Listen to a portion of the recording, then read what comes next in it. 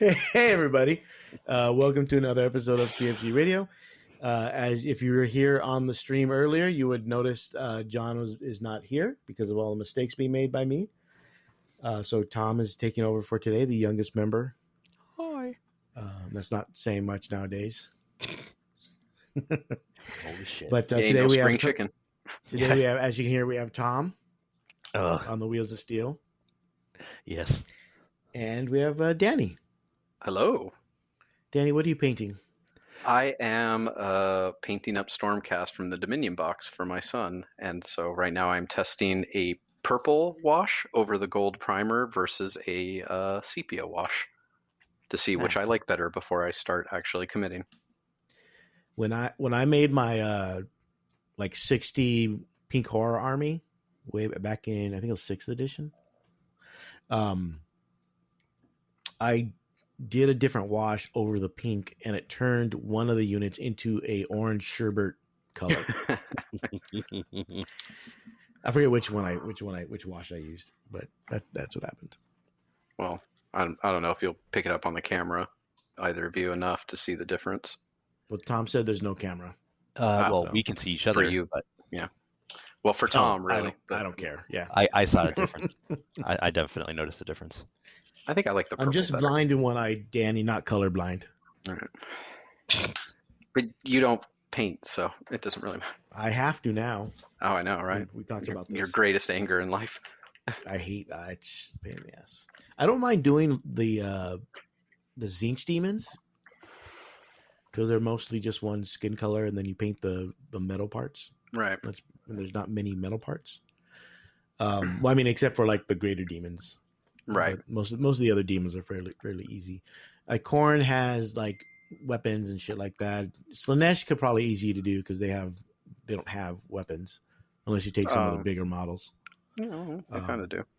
Well, the greater demons. I don't count the greater demons. I'm talking about the ones you paint a lot of, like the troops. Oh yeah, like those. Yeah, the demonettes. Yeah. So. Christ. You're just enchanted by them, Tom. Don't lie. That's true. So it really wears my wife out when I get the demonette body pillow out. At least her face. Good night, is everybody. Yeah. And on that note, I'm done. I love ending the stream. Blackmore saying that if he can record a podcast and be basically in the middle of nowhere, 100 miles south of Des Moines, and still be here for our podcast, John could be here too. The thing is that John's currently with Ma and Pa going to the old town. For those that don't know, John is on a whirlwind tour of the Midwest in regards to Little House on the Prairie, if anyone remembers that show. Mm-hmm. Which, I thought he was going to a reenactment of Bleeding Kansas, but oh well. No, he's doing reenactments of scenes from Little House on the Prairie. He says if they can get to it, they might do a reenactment of Our Town. Not be a part of the play Our Town, a reenactment of Our Town. Oh, interesting. Yeah. So John should be back by the middle in a couple weeks, 2 or 3 weeks. I think he said August 14th, but I'm 100% sure. And then we'll be back to our normal show, I guess, if you want to call Somewhat it. competent, technologically competent show. Well, the problem competent. The problem is that Adam and I don't have 3 computers at our desks that we can boast having 7 monitors for, and I think that's really an integral part of the. I'm short 2 monitors and 1 computer to do the work. Yeah, no, I'm short 1 monitor because I have 3 monitors. Just 1 is for work, and the other computer is the work computer, so I can't use it for streaming. Probably get in trouble. At least not the streaming I want to do. Yeah.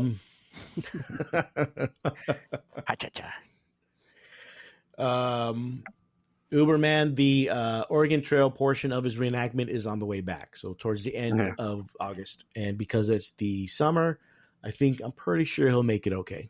Yeah, unless he gets dysentery, which is that's always depends where he's eating. Yes, yeah, and what part of the trail he's on. And how much of his starting money he put into just ammunition to hunt versus actual supplies. Which is, you know what? Honestly, I forgot about that. Oh shit! There's a card game based on that. I'm not surprised. They've been. It's called people Oregon been. Trail, so. Yeah, People have been nostalgia mining for a while now, and so it's just our turn. Yeah. I can't wait till people start nostalgia mining like new metal from like the early 2000s. That'll be funny. I watched a thing about Woodstock 99. No, what's the actor? Saruman. Christopher Lee. Oh, Christopher Lee. Oh, God. How much of a big metal fan he was. Yeah, that dude was a badass. Dude was a badass. He made 3 metal albums. Yeah. And that he's a direct descendant of Charlemagne. Yeah. He almost married into like Swedish royalty or Finnish royalty or something like that. He married an actress instead. Yeah. But, I mean, he's his Charlemagne's cousin is Ian Fleming. Yeah, that was his best buddy. But he's Charlemagne's kid, so I don't think he needed to marry into royalty. Yeah, that's true. And my favorite, I think we've told this story, but my favorite tale of him is Peter Jackson talking about the death of, at Isengard, of getting stabbed in the back by, Grima Wormtongue, and, Peter Jackson being like, okay, I need you to, I want you to, gasp, and I want you to, try and speak, and I, like giving all this direction, and, he's just like, Peter, no, that's not how people react when they're stabbed in the back like that. That's just not how I'm going to do it how it really happens. And just dead face, and Peter's just like, what? He's like, don't worry about it. And it's like, oh, yeah, that's right. I think his actual quote was like, he has experience with how people die when they're stabbed in the back. Yeah. So, World War II was an interesting time for him. That's all we'll say. I know, right? As a note, I was able to get the screen working. Oh, I can see that. Although now I can't. Well, now I can't go back to my YouTube guide of the Abaddon model I'm painting. So I now have to also do that remotely. You got a phone, right? Yeah, I know. So a lot happening these past couple of weeks. The big thing was Lone Star Open. Congratulations to John Lennon, who won with Sisters of Battle. I actually watched 5 out of the 6 games. I missed round 8. Oh, wow. The Necron. I missed like half of it. I saw the ending of that, and I watched the finals. It seemed like a good event. A couple issues, but nothing major.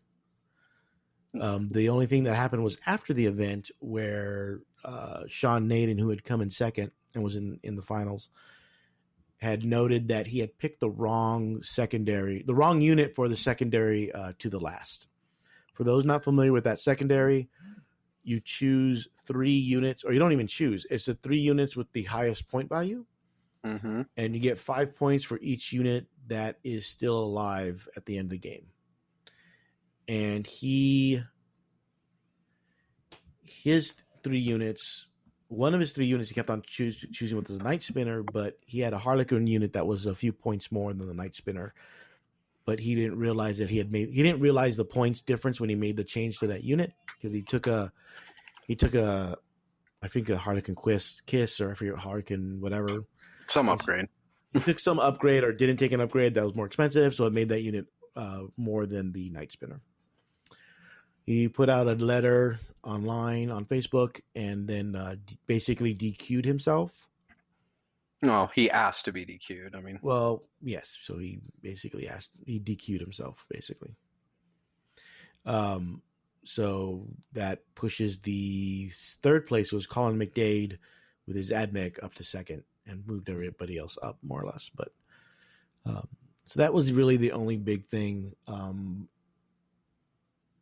Some people wanted more, from what I was hearing. Blood. Yeah, there were a few people, a few simps for others, who kind of wanted him to face similar punishment as like TJ did, and comparing it like that they were somehow in any way the same kind of errors of judgment versus I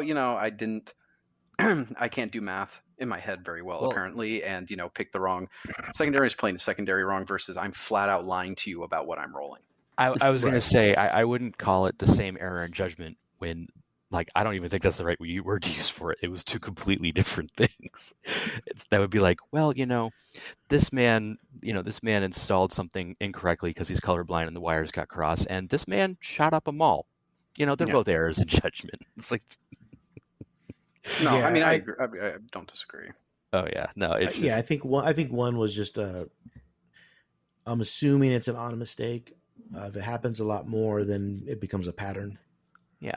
And I think the other one was more intentional. Well, it wasn't more. It was intentional. Everybody saw it on. Yeah, it was on stream. absolutely insanely intentional.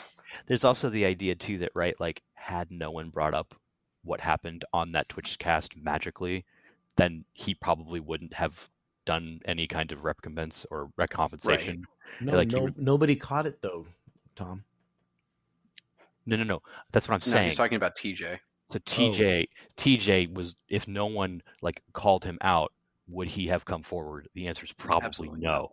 Absolutely. And then with this individual, No, because he whose didn't name come forward till after the punishment, I believe. exactly. That's called retro. That's like, it's like when companies apologize for something after having made the terrible mistake, as opposed to proactively correcting it before it becomes an issue, because they realize it's the right fucking thing to do. Yeah. That's why everyone likes Johnson Johnson and hates BP oil. I think that's part of the reason why Naden did that, is because of what happened to TJ.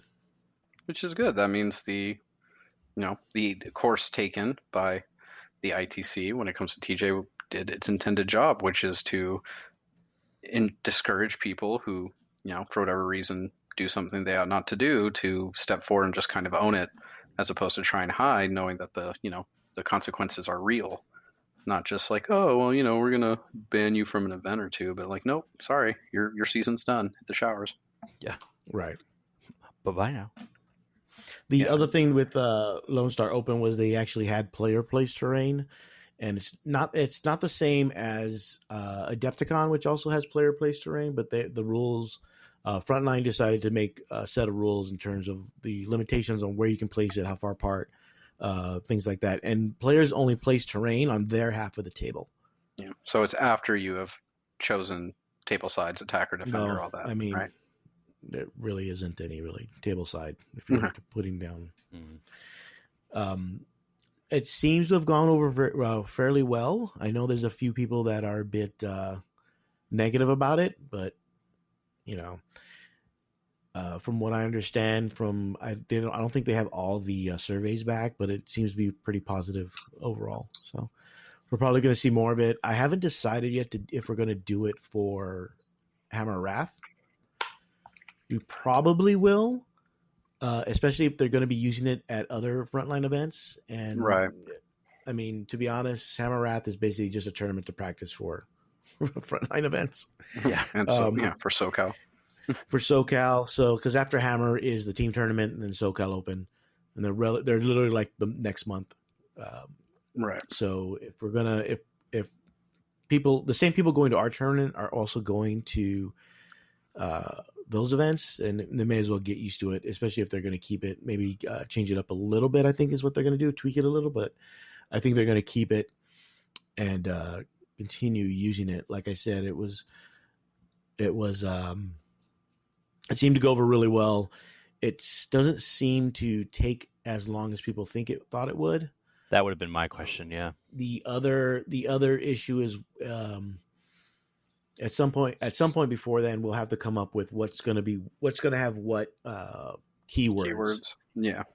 Unfortunately, for most events, especially our event, we have a very basically a mixed bag of terrain. There's some standardization. There's a lot of FLG terrain, but we also have terrain from like previous editions and from other places. So there'll be some mixture in the terrain. So we may have to go with a more generalized terrain definitions just to cover the different terrain types that we have, and which is something a store may need to do or tournament may need to do if they have non-standard terrain. So, right. Or if each table is different, then you're gonna have to make a sheet for each table, or just make one sheet to cover every table. So we'll probably have to end up doing that. But because I know Frontline changed some of the keywords for some of the giving out more obscuring keywords to more terrain pieces, so that seemed to help a little bit. It still didn't really help with the win percentage for AdMech. It just made it a little more difficult. Which, baby steps, I guess. Well, between that and tomorrow, maybe that'll be what really slows down AdMech. Also, what like what Uberman is saying, the player place terrain allows people to bring fortifications finally. Yeah. Because like Lennon brought a battle sanctum for his army. He says if it wasn't player place terrain, he wouldn't have brought one. From what the way it works is you place your fortification first. Mm-hmm. So from there you measure the 3 inches that GW says for the distance between your fortification and terrain. Because if you just went with TO place terrain, there's no way you can put a fortification. Right. So I think it gives players that added. I mean, I don't know how many people would take fortifications other than Sisters of Battle, but it gives you that option if you want it. It opens up things, which means you can surprise people with some something. It allows for more creativity at the very least, which is always a good thing. Right. So. Kara Quinn is saying they also use the heavy or dense? Dense cover, isn't it? Light cover dense. and dense cover. Dense is the -1. Obscuring is the one you can't see. Dense is the -1 to hit. So I think if you add those together on certain pieces, then I think that helps with some of the shooting issues, not just AdMech, but shooting in general. Right. Not like AdMech are the only heavy shooting armies in the game right now. Yeah. So it gives assault armies a little bit of a boost. So yeah. Uberman, oh man, he's going deep on that one. He's asking about my Void Shield generator. Oh yeah. It's not as good as before. I think it only gives a 5+ invulnerable save, and that's about it. Like it's a 5+, and isn't it wholly? Yeah, it's just wholly within 6 inches. You would have to make it worthwhile. You'd have to have like I think it's the Eldar doing it with like support platforms, like small units that shoot well. That just you want to cluster them together and then give them, let them basically sit in the open a little bit and still have some defense. I can see that working. Light and heavy cover adds more to your save. Light and heavy keywords. Isn't heavy like the bonus against charging or being charged, right, in melee? Something like that. When you set get like to defend, +1 save, and I've never noticed anyone basically. If you set to defend, you get +1 to hit in close combat. I think it's set to defend. Another one lets you do Overwatch on 5s. I think there's 2 of them, but nobody ever does it. Everyone forgets about that one. Everyone forgets about the falling back one. Oh yeah, where you can escape try points. When people fall back, and you can do mortal wounds. Yeah. So that one I think is 2 CP. Yeah. Nobody uses it. So, and as Danny mentioned, I forgot what Danny mentioned. Oh, tomorrow's the big FAQ. Tomorrow is another day for AdMech. I tried to get Danny and Tom to record tomorrow, but they're not as dedicated as I am. Clearly. So yes, that is actually the problem, is dedication. They have stuff to do, like family and wives and whatever. So trying to maintain some kind of semblance of home life. We haven't even mentioned children yet. I mentioned kids. You said family. Family, that includes kids. That's all encompassing. I guess. Also include pets, if people consider pets part of their family as children. My cat. I hate my cat too. Cat's a piece of shit. No, I usually like cats. I just don't like this cat. No, I said my particular cat is. We used to have another cat that I liked more. This one's just a lazy ass and sheds everywhere. So it probably does that because it hears you say that and it's like, "Fuck you! I'll never change."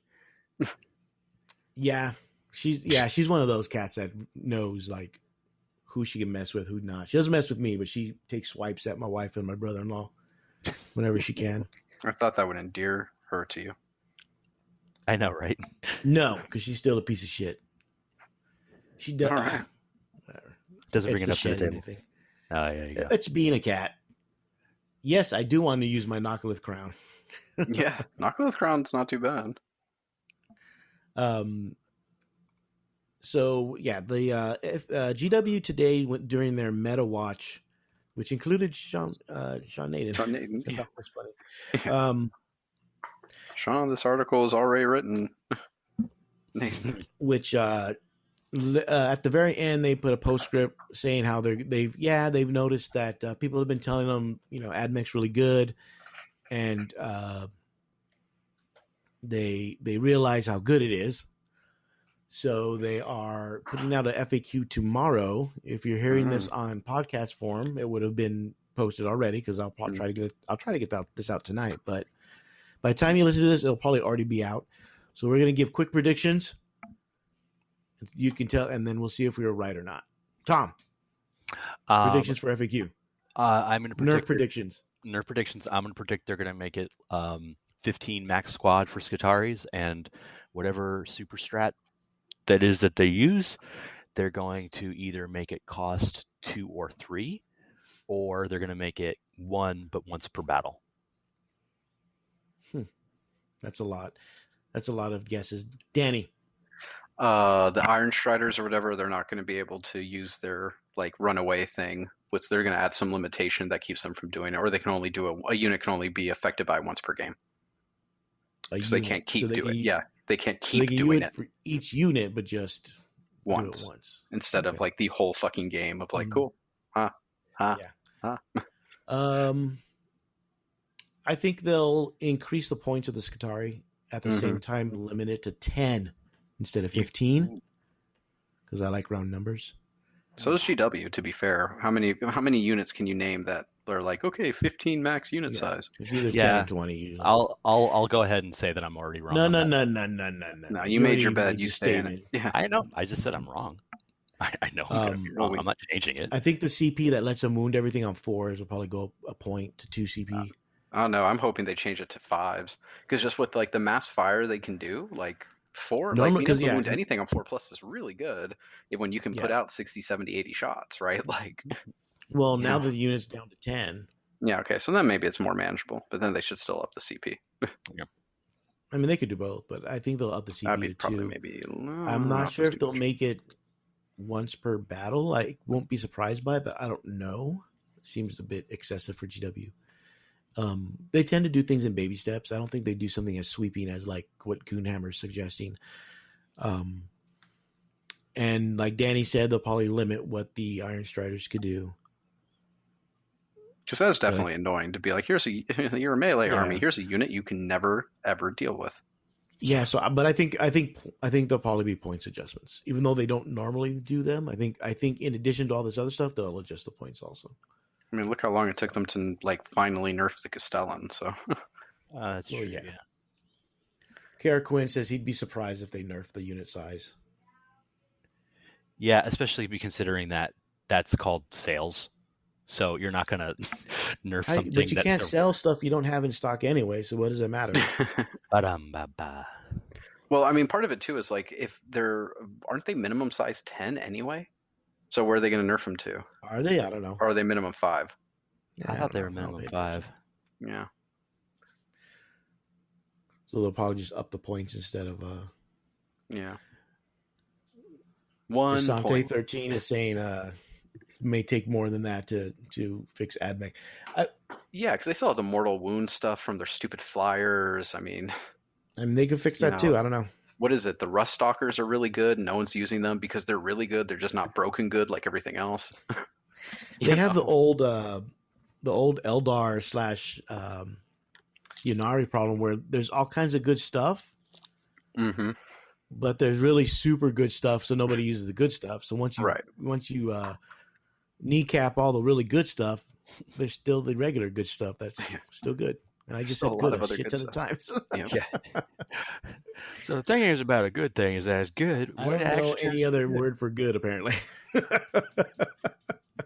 Yo, dog. I heard you like the word good. That just reminds me of the Hellboy joke of hey, you're a talker. What's a good, strong word for need? I don't know. Need?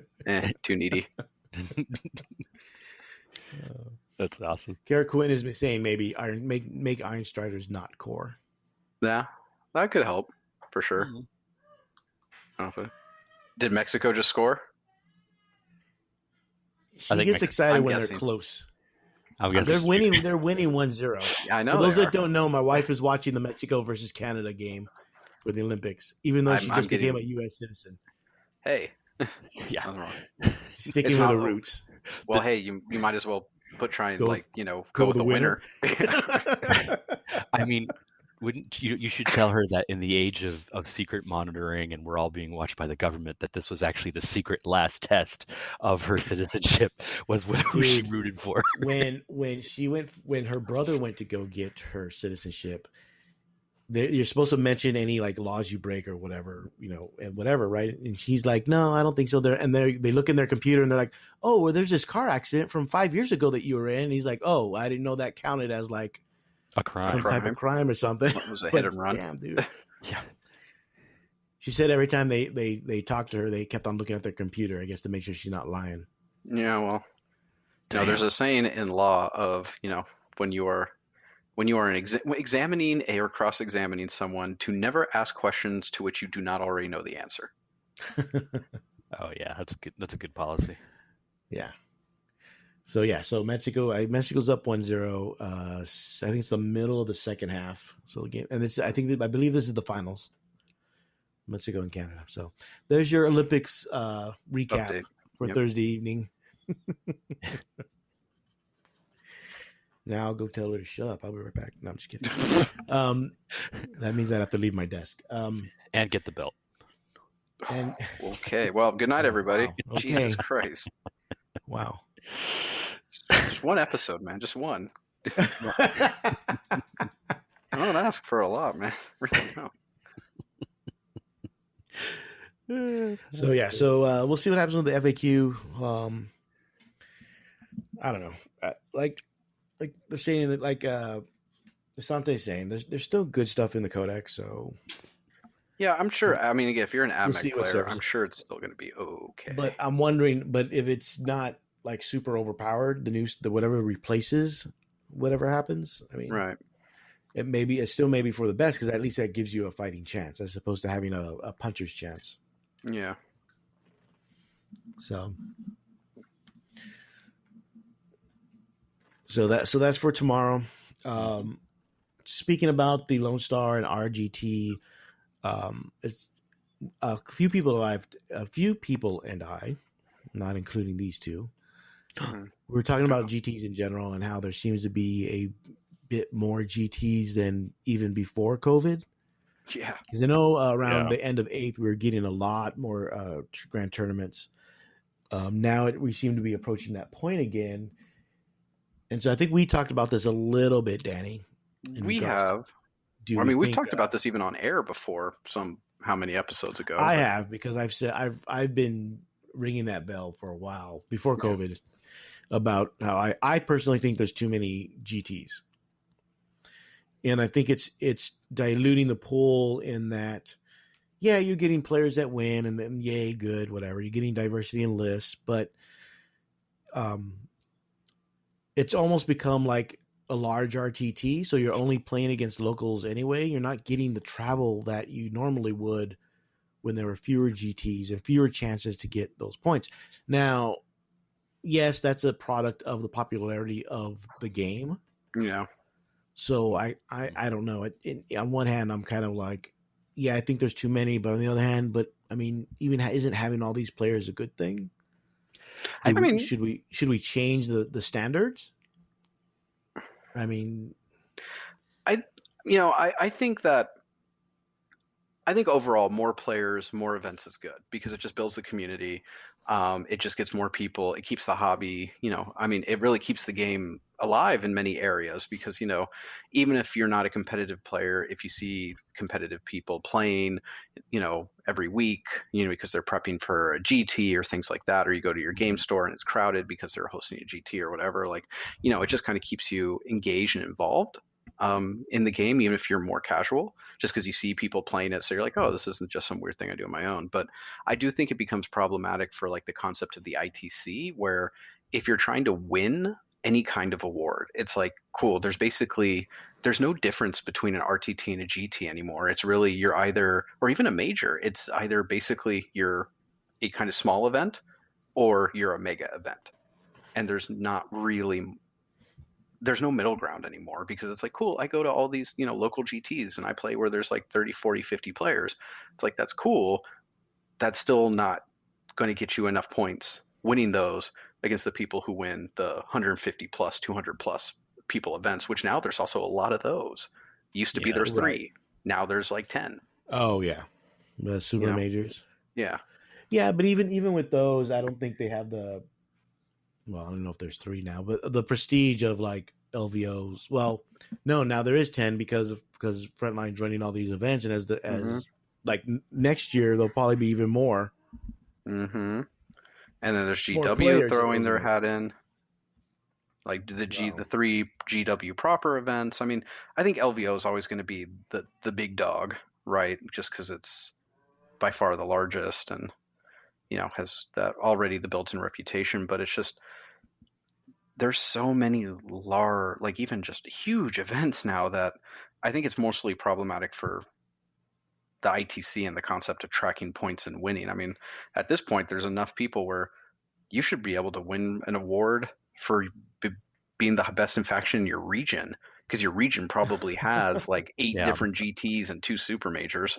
That's why I was gonna say that's why I think we're gonna start seeing maybe more things like conferences or sections. Well, there's already a bunch.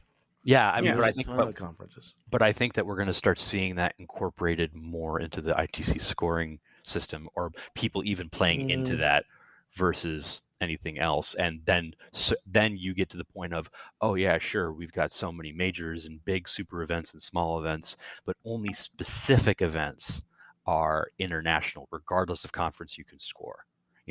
So like for example, Hammer would be a West Coast, but maybe SoCal's an international. Or it could be any number of things. Well, that's the limit of the. I'm getting distracted by my wife's yelling. If you can't hear it, I think that's already happening, but I don't think ITC will incorporate the regional circuits, because I know there's the Lord Marshal, there's ours for the state of California. I know there's one in the Mid-Atlantic area. I believe a few states have their own. So, I mean, that's already happening, and that's really the only way those small GTs really matter. So so that's already a thing. Like for our state, for California, we have the California Championship Series, and I mean, there's even for us, there's like a GT every month minimum, maybe sometimes 2. Yeah. So even for just California, it's a fairly large state. We actually have the most ITC events than I believe any other state. So I think that I think that that's the reason why I'm saying, and like Tom, I think what you're saying is that like in order to make some sense of all these events, that like RTTs don't matter. They're just practice events. Yeah. Because you can go to any GT, at least locally here, and get all our scores from GTs. Yeah, I mean, even GT, I mean, in terms of like the ITC or things like that, there's like so many GTs now where it's like you can win a GT and it's still essentially just winning like a large RTT. It doesn't mean your list is good. It doesn't mean you're like this amazing player and you can, you can go, 6-0 at LVO, right? Like it's, I think it kind of skews even people's perception of the game of like, well, this list won a GT. And it's like, okay, it was a 35-person GT when there were 5 other GTs or events within a 200-mile radius, which means the player base is super dispersed, right? Like you're not getting traveling players, you're not getting like the super ultra competitive players coming to that event. So I think that does change up how we even, I mean, it sucks kind of to say, how we measure success. Because it's just, like again, you can have a not great list and kind of just stumble your way through a local event.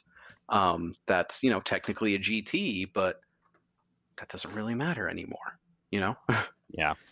Yeah. Hollow Wishes is asking if it sounds more about complaining about ITC scoring as opposed to too many events.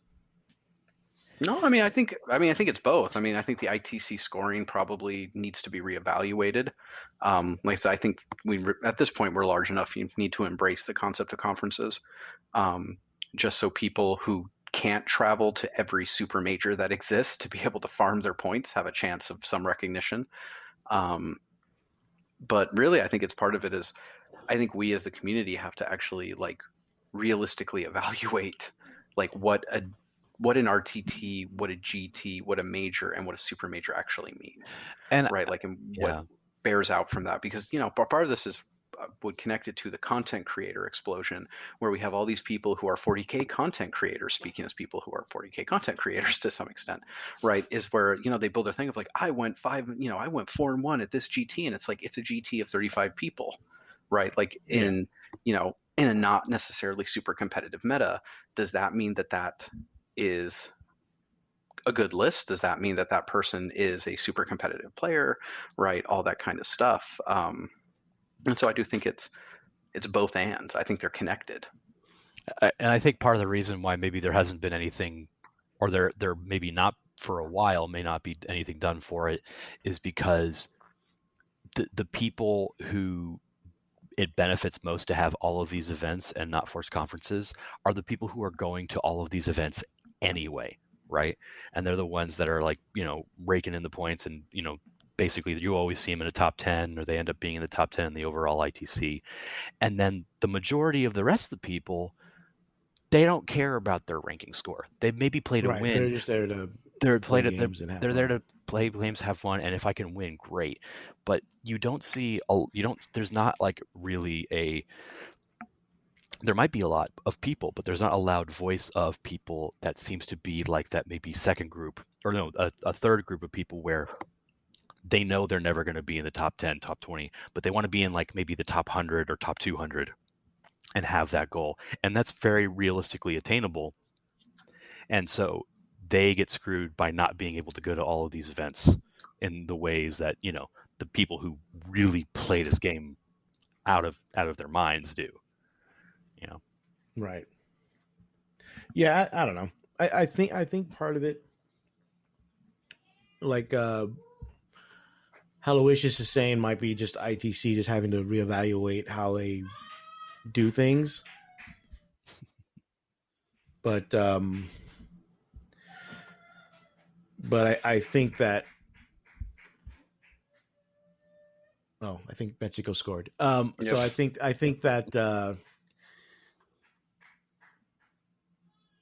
I think that that the conferences might have to be a thing, like Tom is saying, even though I don't think it really will eventually, because it's all, like someone else is saying, it may have to be like college football, where you have a point system and ranking that no one understands for each conference. The AP poll, the computer poll, the coaches poll. Oh my God, I don't miss those at all. No. And I don't know. It just could be just because I see all these, because I'm a mod for Comp 40K. I see all these YouTube channels and all these people trying to make a YouTube channel, and like, well, hey, watch my video about going 4-1 at this GT. And when I look at the GT, it's like Danny said, it's a 28-person event with nobody that I recognize, anyways. But John might, because he does the ITC wrap up, and I look and see who they play, and it's like, okay, I didn't see any AdMech, so I didn't see any Drukari, or there's only 2, and the players' names I don't recognize. So it makes it hard for me to watch their video or treat them seriously in regards to their achievement. I mean, you still won 5 games. I'm not going to take that away from you, but no. But in terms of the quality of opponents or strength of schedule, I guess you can say is where it kind of like, I don't think it's almost like everybody at the time where everybody were having a high school diploma is not a unique thing anymore. Right. Or nowadays having a bachelor's is not a unique thing anymore. Or having an a college degree. The only difference is how much money you spent on it. Yeah. But I think part like Hallowish, he's mentioning ELO. That might be something, but that's something that it's a pretty complicated system. Well, but it's something you could probably do. No, I mean it's all doable. It really just depends on what the ITC and Frontline how they want to do it. Essentially, you have to get Yeah. buy-in from a lot of different people, which was again for those who don't remember when ITC wasn't ascendant, how hard it was to kind of get the ITC going and get people to adopt. Mhm. Right. That was not an easy thing by any stretch of the imagination. It took time. Yeah, so I mean, it can definitely happen. I know I've heard something I've thought about, and I think we've even bandied certain discussions around of like eventually maybe LVO, the ITC champs changes to where, Champ. Sunday, where, essentially like to win the ITC, it becomes an invitational. You have to have so many points, you have to have won so many large events, right? And then you get invited into the tournament. That's like a 32 or even a 64-man tournament that goes on separately. And then there's kind of a larger, just general super major for everyone else where it doesn't matter if you win that, you're not winning the ITC.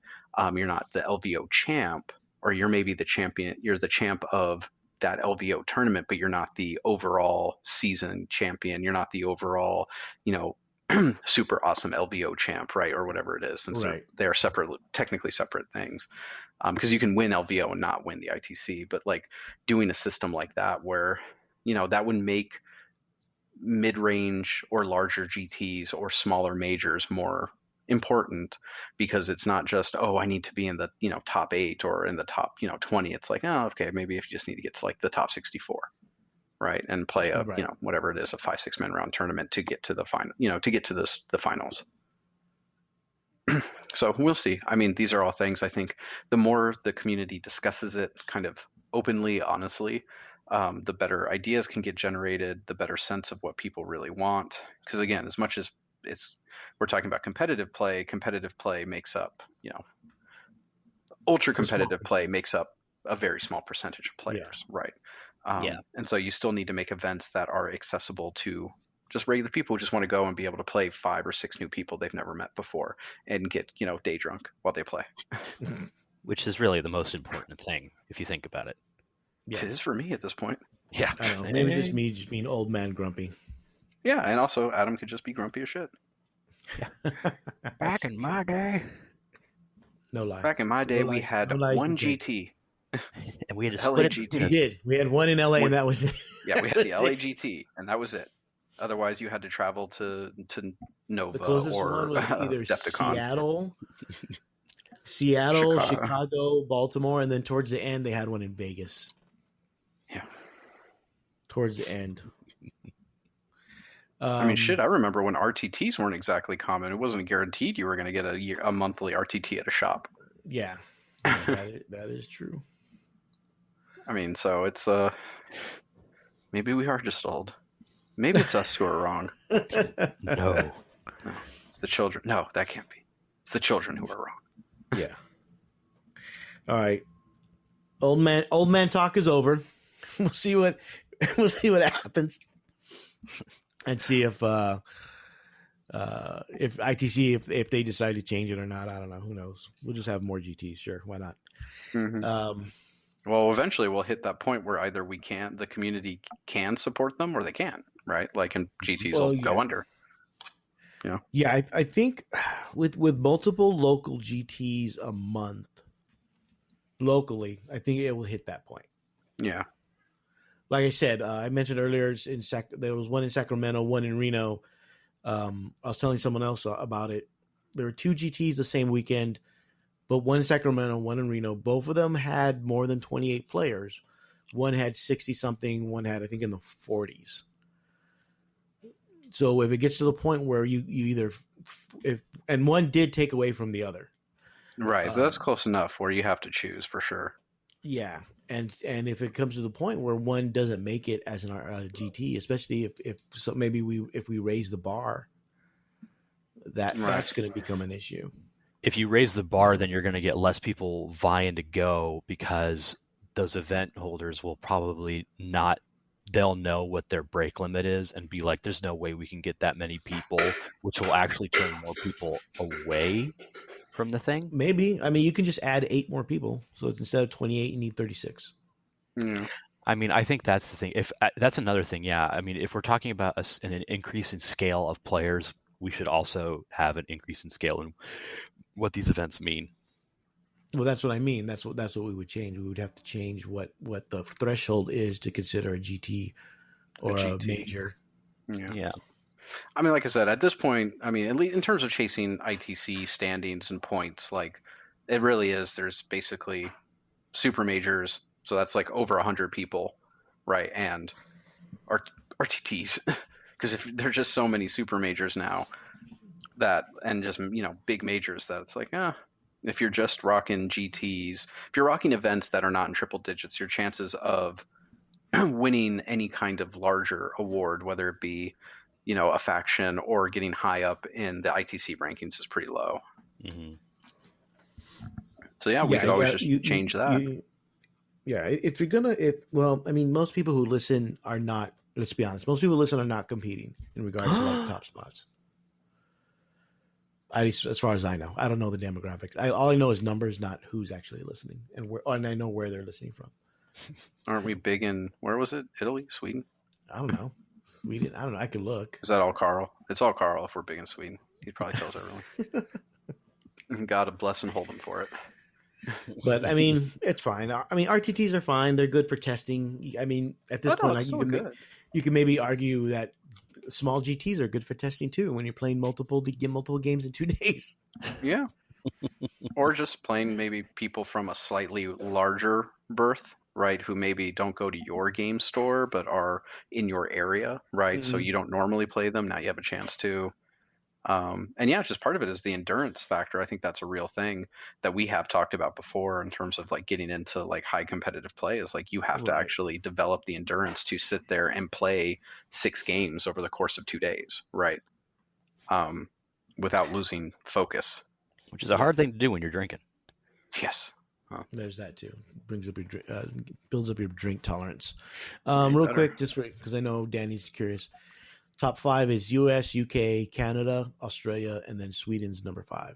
Coming in at number 5. Yeah, number 5. Good. And then Australia. The rest of the top 10 is Germany, New Zealand, Ireland, Norway, Netherlands. Wow. So we're big in the Scandinavian countries, apparently. It's all John.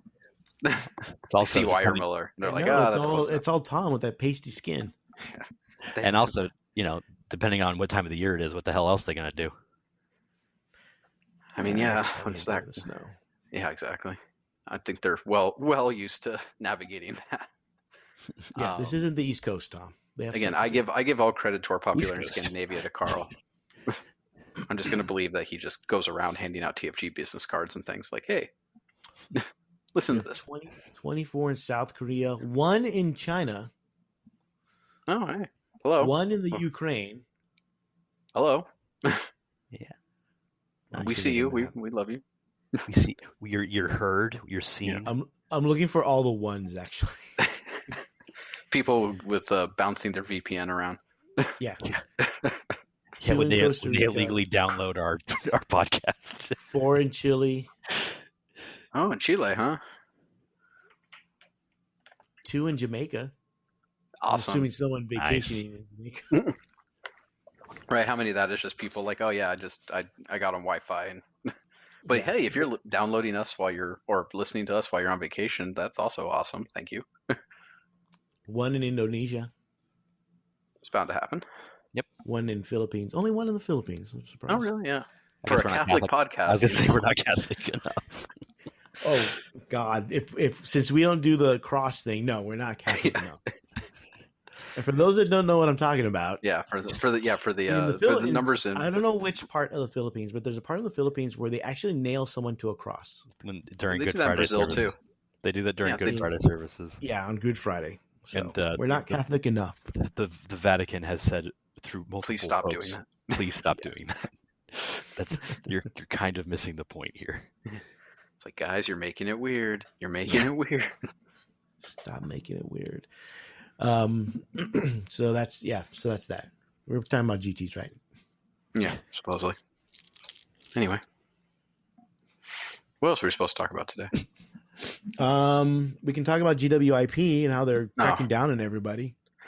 Yeah, I mean that's all for I mean part of it is like, and it helps having a brother who's an IP lawyer, right? Isn't So it it helps standard break it stuff down. though? It is. It's all boiler. It's stuff that they've actually had out for a very long time. They're just choosing to enforce. And part of it too, people forget is like, oh, but it's just a YouTube channel. It's like you make money off YouTube, right? Like if you get a You certain number of can. views, Yeah.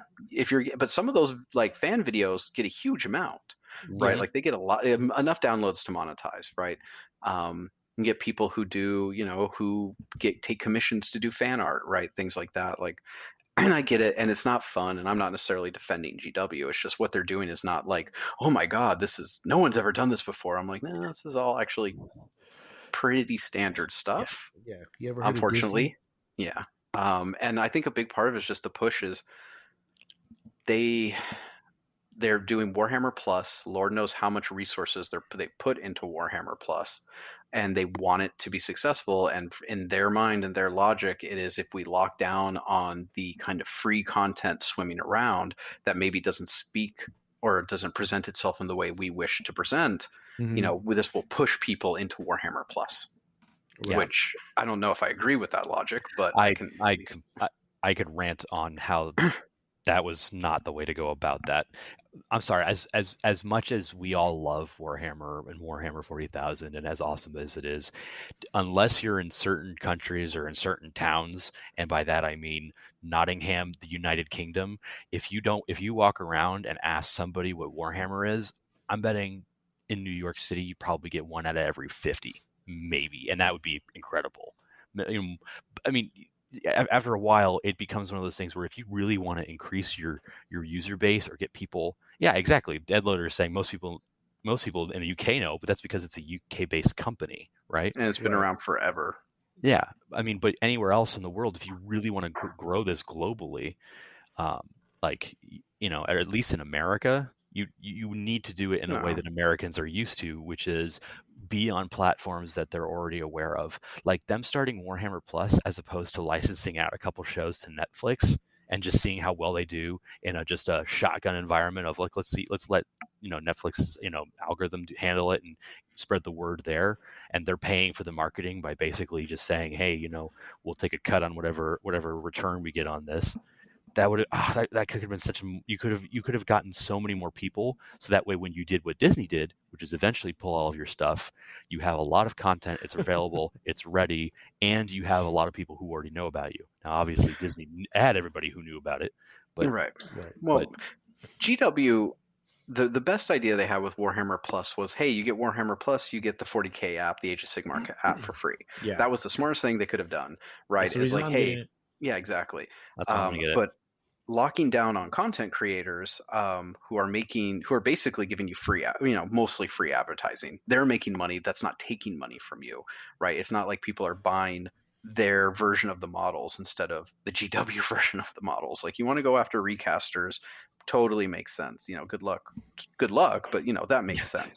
But going after just kind of independent content creators who are really just advertising for you, right? Like that's what they're doing. They're making cool shit. And I understand and would understand if someone did like God Lord, I'm sure it's in some forms happened before, like someone does like a really distasteful like Black Templar video, right? Like Involving Black Templars and furries.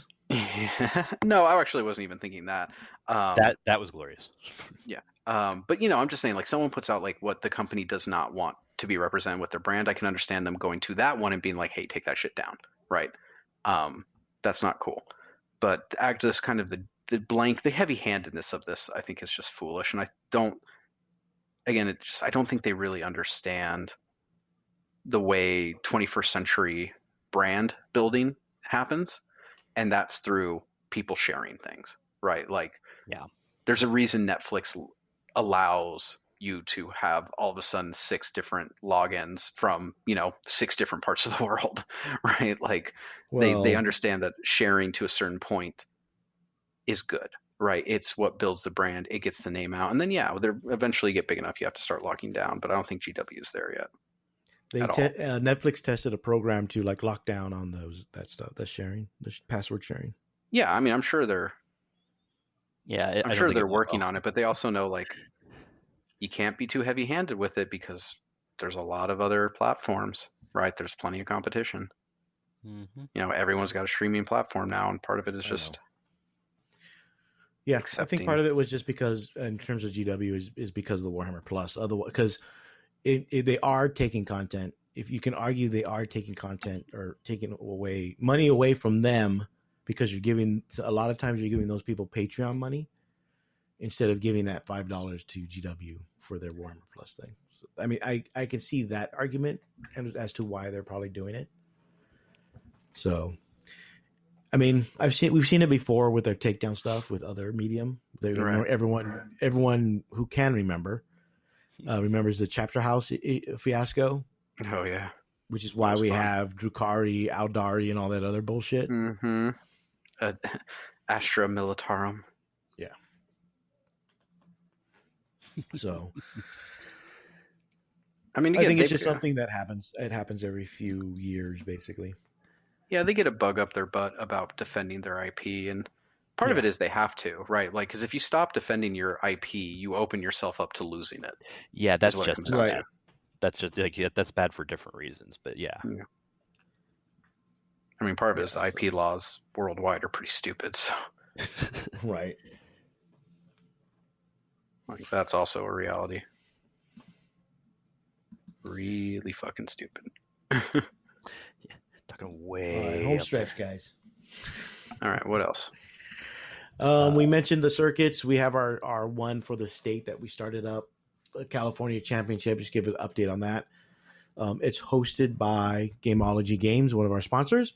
Just head to gameologygames.com. What a great website. My God. Check out their website. They always have stuff on sale. Hint, hint. Sure do. So if you haven't been to the store, check out the store. It's nice and air conditioned. Very well conditioned, very We clean. can fit 60 people in there. Hopefully, we'll see. We're gonna try. I'm pretty sure we can.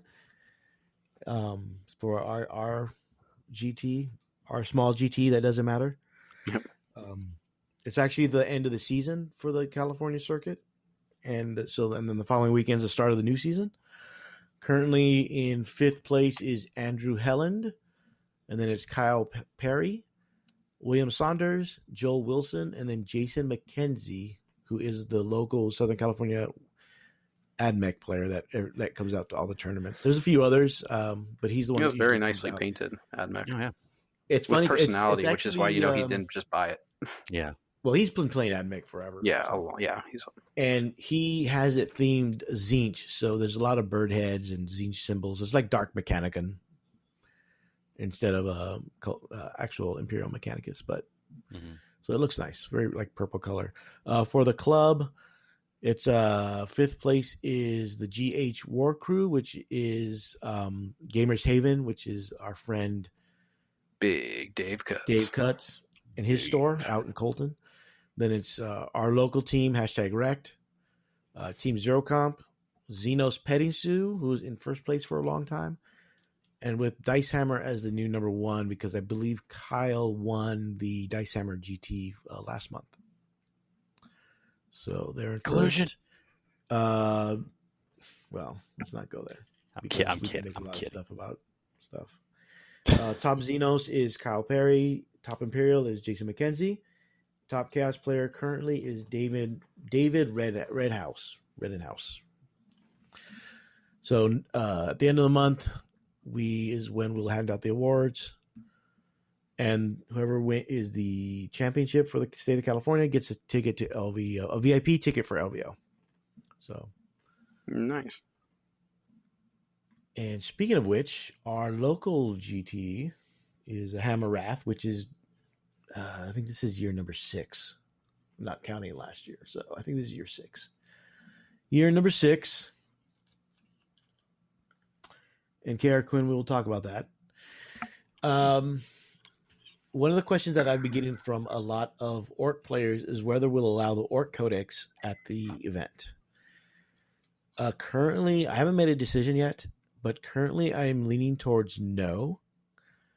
The reason for that is, one, is because GW is not allowing it at their event, which tells you when they're probably going to ship it. And cold. There's plenty of people that would agree that I'm the worst TO ever, Asante. And the other is basically the availability, the legal availability. Right.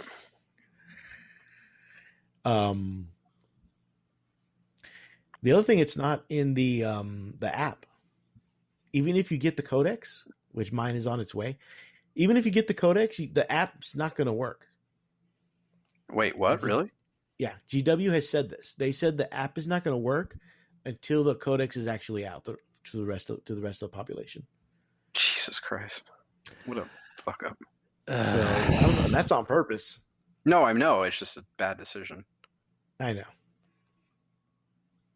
Both should be available. You should be able to just switch. Do you want to use this codex? Do you want to use this codex? Yeah. I don't know. Like I said, I haven't really decided one way or the other yet. I'm leaning towards no, just for fairness, but we'll see. We'll have to talk to. We'll talk with John and Chad and the other YouTube when we get together and see. I'll probably decide probably by Monday or when we meet on Tuesday. I'll probably decide. Well, we know where John stands, so. John already said no because the discussion came up in our judges chat. Mm-hmm. I am pondering. My inclination is always to let people do things, right? Like, because let's enjoy our hobby. Let's enjoy our time. No. Yeah, I know. Fun bad. But I do understand it's a little weird when you could technically have people who are like, well, I'm an orc player and I have my orc list, but I'm using the old version versus, well, I have the new version because I got the Beast Snagga box and I want to use this. Right. And not to mention, like, from a judging perspective, the hassle of like, oh, here's these rules that not everybody has that we now have to fucking answer questions about with no guidance or clarity because that FAQ ain't coming forever. Right, like. Sante's saying that GW is not releasing the Orc Codex till the end of October. Or finally, Orctober. Yeah, there you go. There's your Orctober. Players. Congratulations. We'll see. I don't know. Like I mentioned before, I'm probably going to allow the player place terrain. I think is a good idea. Just to get people used to SoCal. Yeah, because I think it's probably going to be used for the team tournament also. Yes. Which is in September, the end of September. Yep. The other thing going on is our next league started up. Yeah. I think, Tom, are you in it? I can never tell if you're in. No, I haven't signed. Not in it this time, no. Between work. So John, Danny, and I are in it. We're actually in the same pod. We only have 27 players. So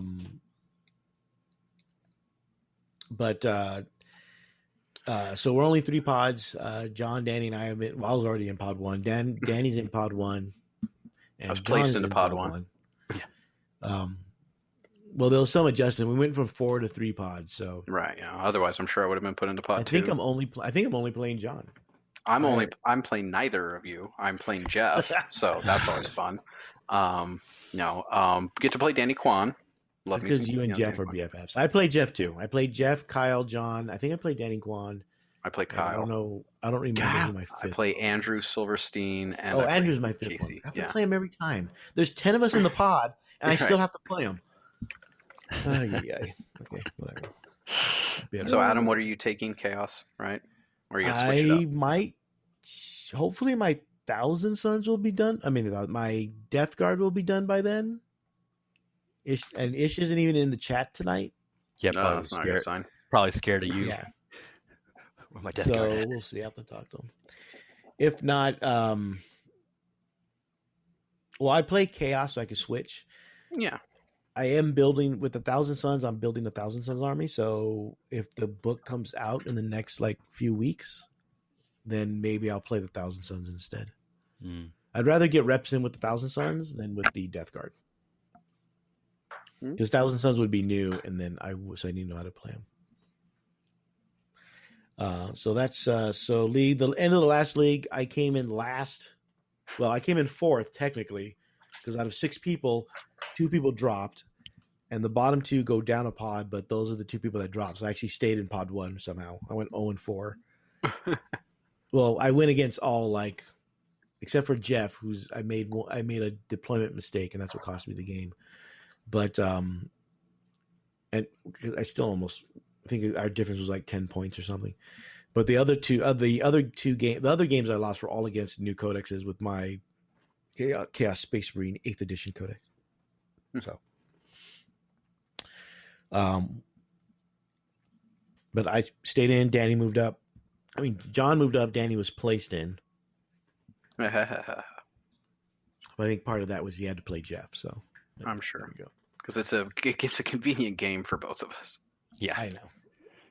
So we'll go to questions as we head towards the end. Oh wait, hold on. I got one thing to say.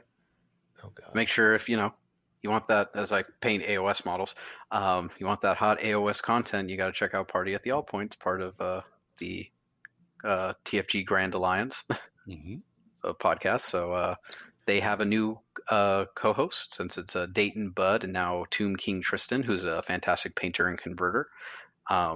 So you should all check it out if you're in any way interested in AOS. They are like a Canadian version of us. Danny, that goes at the end of the show. Well, I'm doing it now because otherwise I won't forget. I won't remember. I'll remember because I'm usually the one that does it. Yeah, that's fine. I have to announce all the other shows. That's part of the alliance. This is the anarchy that reigns when John leaves. This happened when John. This happened when John was here also. Oh, John has no authority. No power here. Not really. He has the power of like a 5-year-old. Where he gets loud. Makes enough. He gets loud, and that's when all right, just to shut you up, we'll do what you want. That's more or less what it is, and he knows it. That's why he does it. Sure. Hold on 1 second. Oh yeah, we didn't talk about the new dragons. Speaking of AOS, those slick ass models, man. You mean the new Eldar Exodite dragons? Yeah, right. My new Wraith Knights for my Exodite army. Jesus Christ. Strap a couple guns on there, and I'll just go buy the Dino Riders play sets. I'll go find those on eBay and just play those instead. Those might be more expensive for now. Actually, at this point. I mean, they look great. I like the smug one. Oh, what, the blue or the blue one that has that smug smile on his face? Yeah. You just want to punch his face. Yeah, well, he's the magic one, of course, so that makes sense. Oh, that's because he's blue, like Xena. Yeah. I don't know. I mean, they look cool. Stormcast don't really have any big monsters except for the Celestin on Stardrake, so it's kind of cool because this version of the game is very monster heavy, but at the same time, like, I do think it's a little like, okay, every faction's getting like a super mega ultra giant monster or several, and it's like, so the game becomes just a couple big giant monsters punching each other, which I'm also fine with. But at the same time, like, I understand that that's it's interesting to see, because it's a tough balance of, like, if they're too good, then it's like what happened to War Machine, where once Colossals came, it's like, 99% of casters have to use a Colossal if you want to be competitive. I remember that, and I don't even play. Yeah, which isn't fun.